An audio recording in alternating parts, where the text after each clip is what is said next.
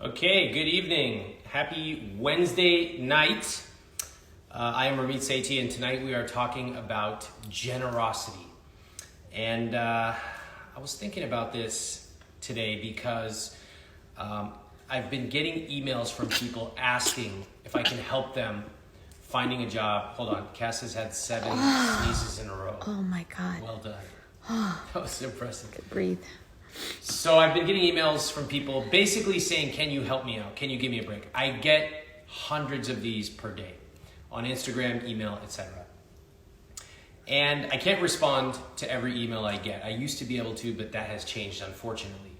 So I do respond to quite a few. If you've ever DM'd me or if you've ever asked a good question, odds are that I've answered you at least once, but I can't commit to it now. So I was thinking about when I've been in the position where I've asked for help, what were those moments that were pivotal to me, that someone else took time out of their day to help me out, to be generous, that really changed the trajectory of my life?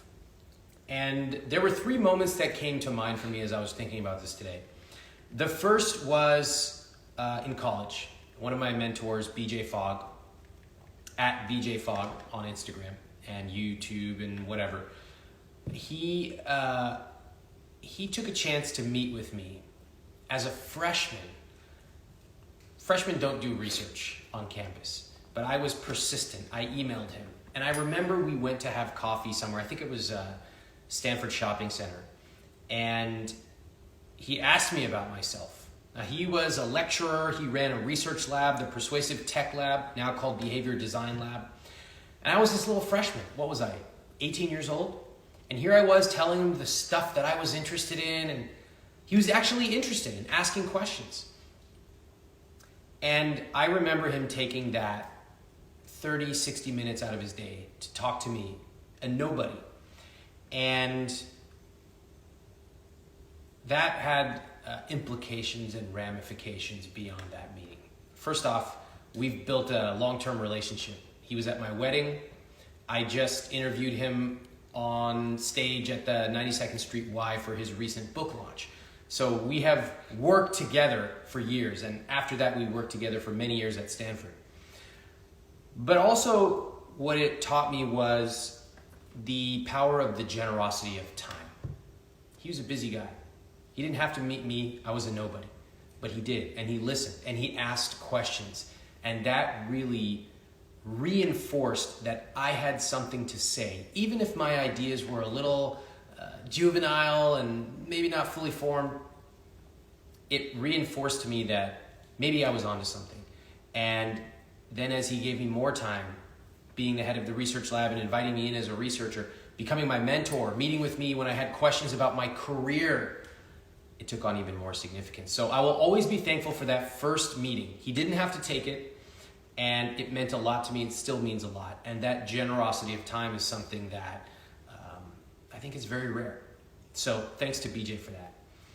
My second example that came to mind for me was when I think I was in my 5th year in college, and I remember getting an email that there was some firm that was interested in talking to some Stanford student to help them understand all these new technologies. MySpace, remember that? YouTube was brand new. All these different technologies, how do they work? So I volunteered to do it, and I got paid as a consultant to this venture capital firm. So every week I would go in there and I would teach them, how does MySpace work? What's going on here? What is this YouTube thing? It made perfect sense, right? They want to stay up to date and current on technology. Here I am, a college kid. I know it. I live this stuff. And so I could tell them, this is what happened. This is what it's supposed to do. This is how people actually use it. Immensely valuable for them. And they paid me a few bucks, and it was great for me. As I was leaving, I'd finished up, I think it was 10 weeks or something. And I think I stayed a while, maybe did a little bit more consulting. But I remember one of the managing directors or managing partners, his name was Ryan. And he was a great guy. He's the one who kind of brought me in. And he had heard that I was working on my blog. So what is this, 2005? Blog had been up for 1 year. And he said to me, he said, I know you're going to keep working on that. Hey, do you want us to throw in 50K or something like that? What did he mean by that? This venture firm has millions and millions of dollars. They invest in CEOs that they make a bet on. And what he said to me very offhandedly was, hey, do you want us to put in 50K? Like, to him, it was nothing. To me, 50K. I don't think anyone had ever written me a $50,000 single check at that point. Maybe, but I can't remember. 2005, remember? And I remember saying, wow, thank you so much for the offer. I'm going to think about it. And a couple days later, I told him, like, I really appreciate it. I don't need the money right now, but thank you for the offer, and I might come back and take you up on it. To think that somebody would just offer a 50K check like it was nothing. And to think that they would be willing to bet on me, when this is a very fancy venture firm. Storm Ventures, by the way, have nothing but great things to say about them. They were a great group. Was amazing. Again, it reinforced that I was doing something that mattered. Even if to them it's chump change, to me it was a lot. It also made me think bigger. Who gets to just offhandedly say, you want a 50K check? Who would say that? Now I understand it. But back then I didn't. It was like receiving this crazy gift. So I appreciated the offer, and I also appreciated the moment of forcing me to think bigger. That was number 2. Number 3 was an experience I had many years later in 2008. My book was due. My manuscript was due, and as some of you have heard, it took me 8 months or 9 months just to get the table of contents down. It was a big struggle. So please appreciate that table of contents. That's a true, like, a lot of work went into that thing, okay? 2 times, not just once. So here I am. Usually, I don't know about fiction, but nonfiction, they typically give you about 9 months to write the manuscript, maybe a year. Here I am coming in, visiting New York in my dorky backpack. Remember, it's 2000, what am I? Mid-20s. I walk in with my backpack. I'm like, I have this 1-pager, briefcase technique. People, come on, walk the walk. I have this briefcase technique on why my manuscript isn't ready, why I need more time, and what it will do for the book. It's all about you. It's all about the client. I'm going to have more email subscribers and this and that. I sit down with the publisher, Susie, at my publisher, Workman.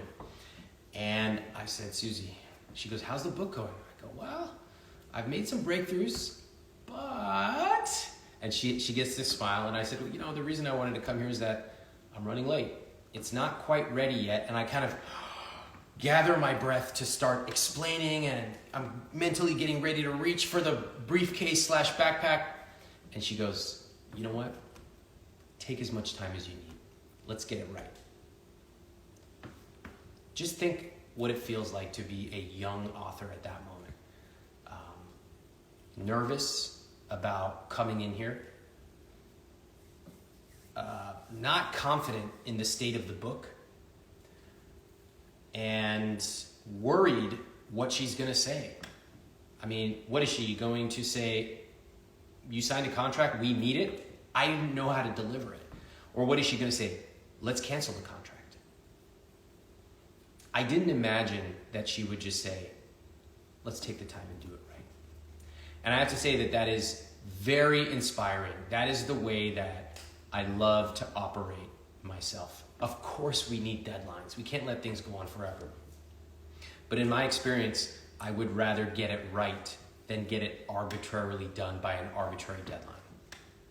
And that lesson has really come back, and it's paid off in many, many ways. The lesson that Susie taught me at Workman. I remember in 2013, we were working on Zero to Launch, which was at the time our flagship business program. A lot of ZTL students here tonight. And my lead product developer, we were we're checking in, and I asked him, how's it going?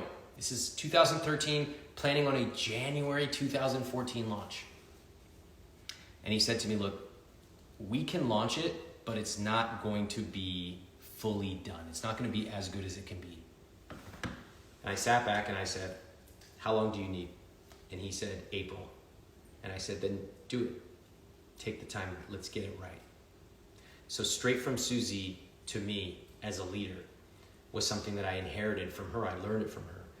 We missed our January launch. January in self-development is a huge, huge month.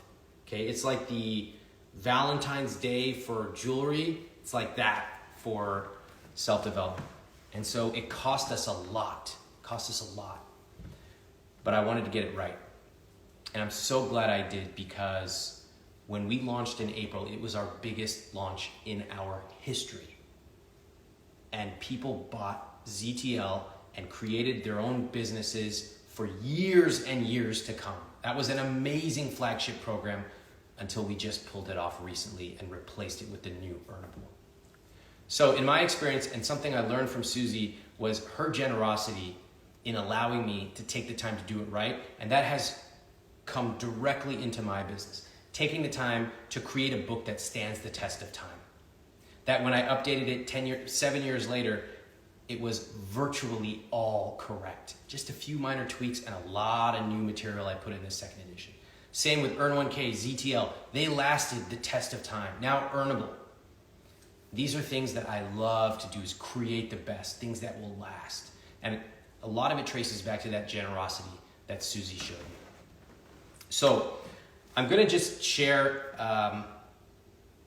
what I notice. And the question for tonight is, what do you notice about these stories?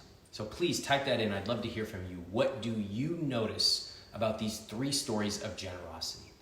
Here's what I notice.